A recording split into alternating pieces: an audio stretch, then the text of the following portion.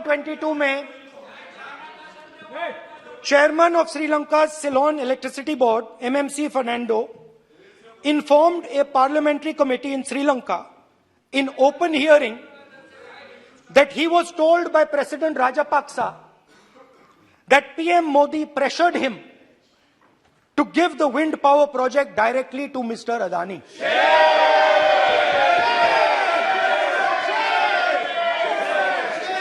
मतलब Sri Lanka electricity board के chairman कहते हैं कि उन्होंने राजापाक्सा जी ने कहा कि हिंदुस्तान के प्रधानमंत्री ने उनको कहा है कि ये विंड पावर का प्रोजेक्ट है, ये अदानी जी को देना है। तो ये रही आपकी फॉरेन पॉलिसी।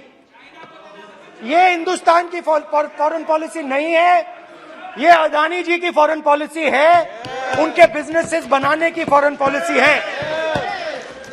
अब यात्रा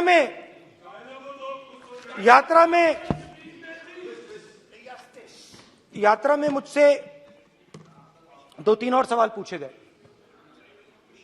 यात्रा में लोगों ने मुझसे पूछा, राहुल जी, ये जो LIC कंपनी है, इसका पैसा अदानी जी की मदद करने के लिए क्यों डाला जा रहा है? उन्होंने यह भी पूछा कि अदानी जी के जो शेयर्स हैं बड़े वोलेटाइल हैं, उसमें LIC का पैसा क्यों डाला जा रहा है? तो मेरा कहना है कि एक सेकंड, मेरा कहना है कि अदानी जी की मदद प्रधानमंत्री जी और हिंदुस्तान की सरकार कैसे करती है। हजारों करोड़ रुपए हिंदुस्तान के पब्लिक सेक्टर बैंक्स अदानी जी को मिलता है। 27,000 करोड़ रुपए SBI, PNB 7,000 crore, bank of Baroda 5,500 crore, ये मैं लिस्ट चलती जाएगी। LIC का एक्सपोजर 36,000 करोड़ रुपए, 3 crore SBI and other PSU bank holders. Money is going to Mr. Adani and to finance.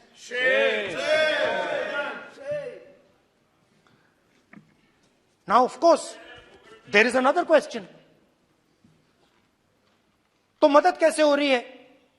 Hindustan के पब्लिक सेक्टर बैंक्स का पैसा, LIC का पैसा नरेंद्र मोदी जी, अदानी जी को दिया जा रहा है।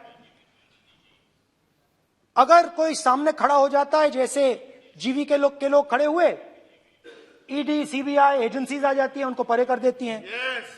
तेलंगाना में भी एक पोर्ट का उदाहरण था, आंध्रा, सॉरी। मगर मेन सवाल और सबसे इंटरेस्टिंग सवाल दूसरा है। कुछ दिन पहले ये हिंडनबर्ग रिपोर्ट आई, उसमें लिखा था कि अदानी जी की हिंदुस्तान के बाहर शेल कंपनीज हैं। ये जो शेल कंपनीज हैं, सबसे पहला सवाल है, ये हैं किसकी?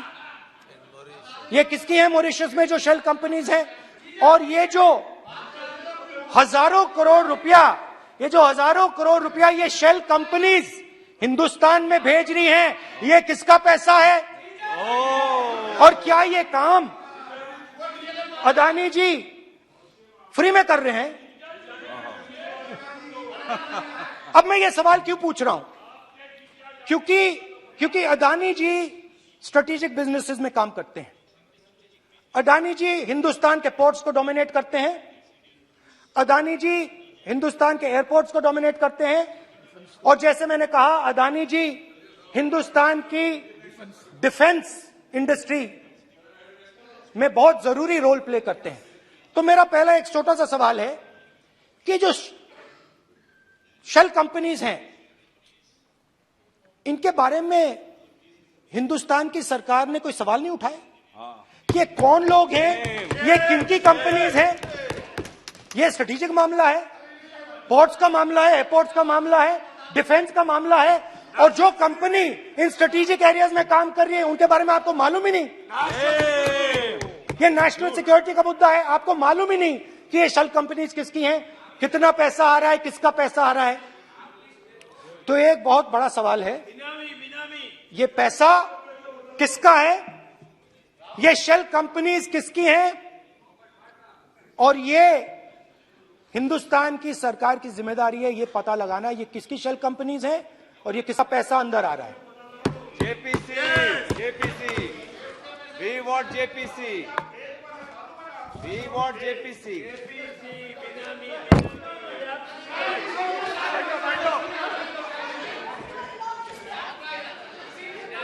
अच्छा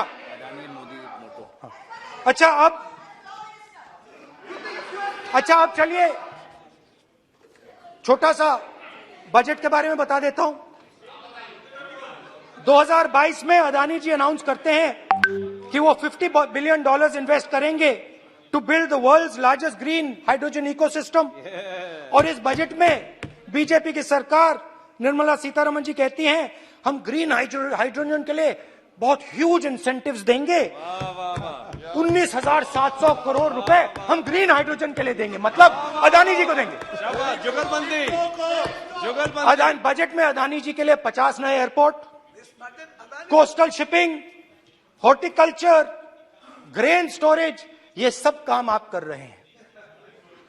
तो मेरे सिर्फ कल प्रधानमंत्री जी कल भाषण देंगे, मेरे उनसे 2-3 छोटे से सवाल हैं।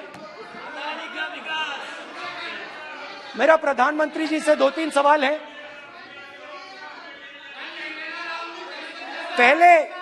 पहले अदानी जी के हवाई जहाज में मोदी जी जाते थे, अब मोदी जी के हवाई जहाज में अदानी जी जाते हैं। पहले लोकल मामला था, फिर नेशनल मामला हो गया, उसके बाद इंटरनेशनल मामला हो गया। अदानी जी के लिए बोरिस जॉनसन का बेटा काम करता है, आपको पता नहीं मालूम है या नहीं मालूम? भाई सॉरी, नहीं बेटा भी, भाई काम करता है। तो ये मामला पहले गुजरात का मामला था, फिर ये हिंदुस्तान का मामला हुआ, अब ये इंटरनेशनल मामला हो गया है। तो मेरा सवाल प्रधानमंत्री जी से, और सिंपल सवाल है, प्रधानमंत्री जी आपकी फॉरेन ट्रिप्स पे अदानी जी और आप कितनी बार एक साथ गए? Adani ji, how many times did you travel together with Adani ji? How many times did Adani ji join you later on a visit? How many times did Adani ji travel to a country immediately after you did? And in how many of these countries after you visited did Adani ji get a contract? Also an important question, जरूरी सवाल, अदानी जी ने BJP को पिछले 20 साल में कितने पैसे दिए हैं?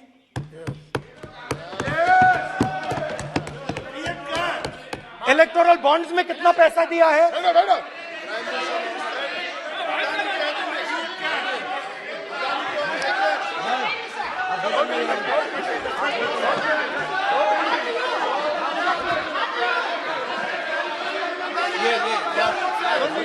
And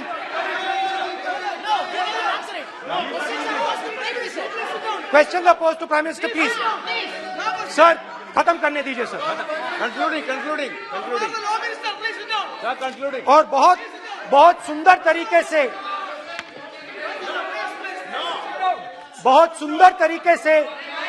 वो और मैं सिर्फ इतना कहना चाहता हूं, राहुल जी अभी आप सीनियर एमपी हो गए हैं, आप एक सीनियर एमपी हो चुके हैं। हम लोग एक्सपेक्ट करते हैं कि इस सदन का सदस्य होने के नाते जो भी बातें आप करेंगे गंभीरता से आप बात करेंगे। बाहर आप जो भी भाषण देते हैं हम लोग उसको रोक नहीं सकते हैं।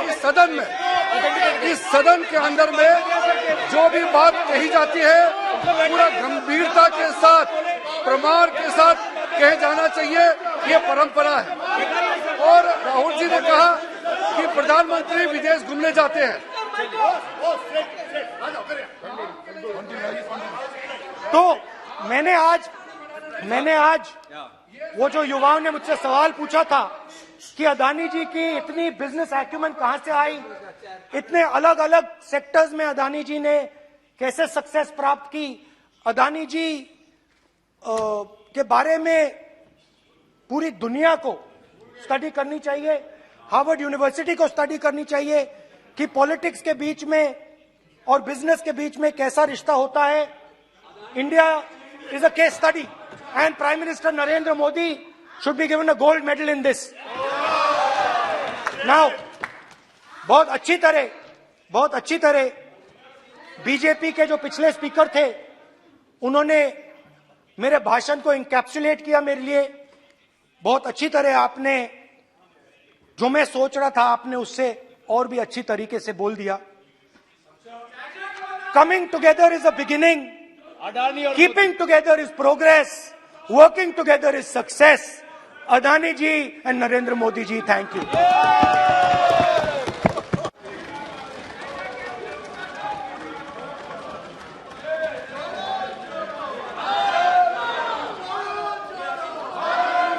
भारत जुड़ा हुआ है, चिंता मत करो।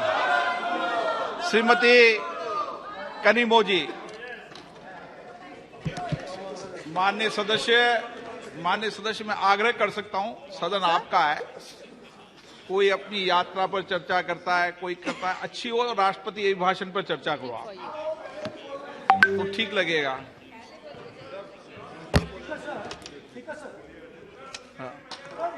ये एक बात पे चर्चा नहीं हुई है, ये अलग अलग इंडस्ट्रीज पे, अलग अलग बिजनेसेस पे और इंटरनेशनल अफेयर्स पे डिस्कशन हुआ है।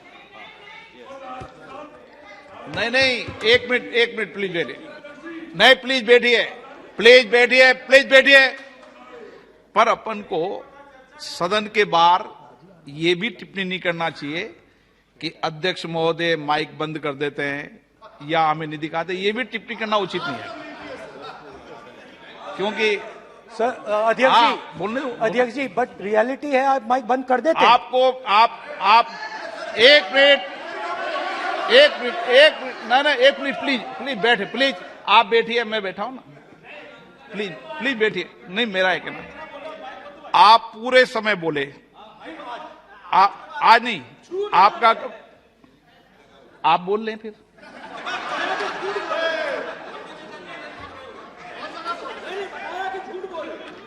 आप पूरे, ठीक है, थैंक यू। कनिमोजी जी,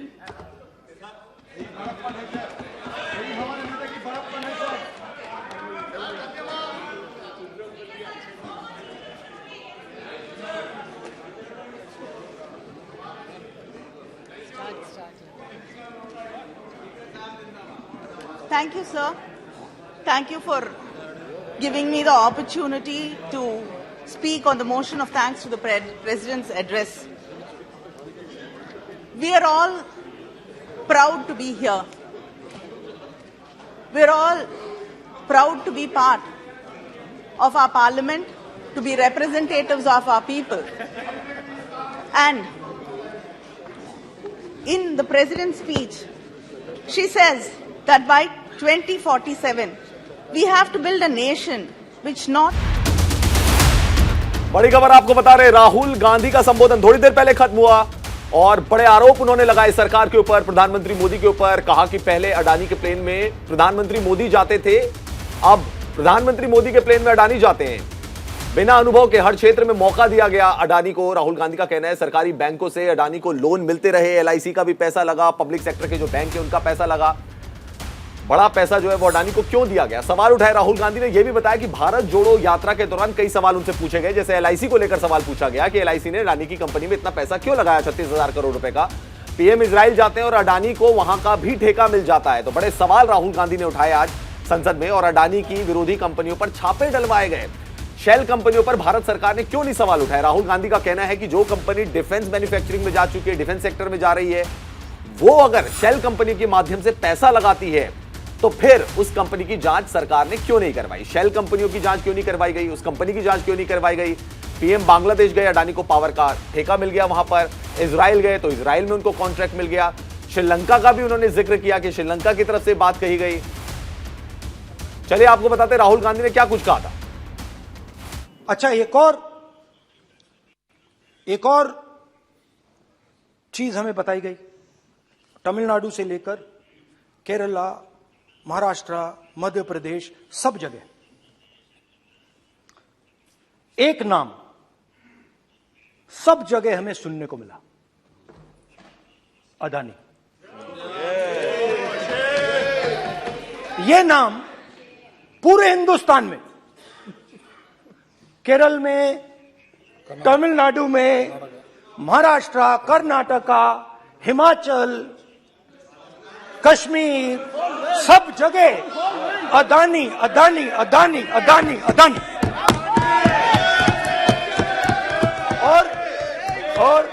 और ये नाम नहीं, और इस नाम के बारे में जब लोग बोलते थे मुझसे तो 2-3 सवाल पूछते थे। ये पूछते थे कि ये जो अदानी जी हैं, ये किसी भी बिजनेस में घुस जाता है, ये सफलता प्राप्त कर जाता है, ये कभी फेल नहीं होता। और युवाओं ने मुझसे यह सवाल पूछा कि भाई ये हो क्या रहा है, हम भी सीखना चाहते हैं। मोदी जी ने कहा स्टार्टअप करो, हम भी अदानी जी जैसे बनना चाहते हैं। सीनियर ऑफिसर्स ने कहा कि हमें तो लगता है कि ये जो अग्निवीर योजना है, ये आर्मी के अंदर से नहीं आई, ये कहीं और से आई है, ये आरएसएस से आई है, होम मिनिस्ट्री से आई है।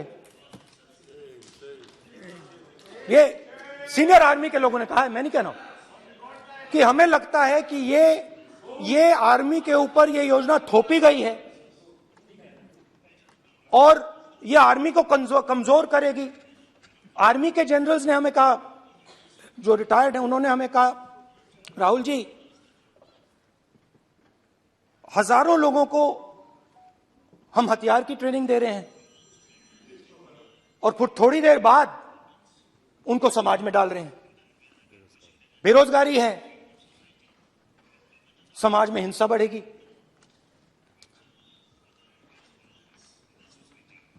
तो उनके मन में था कि ये जो अग्निवीर योजना जो है,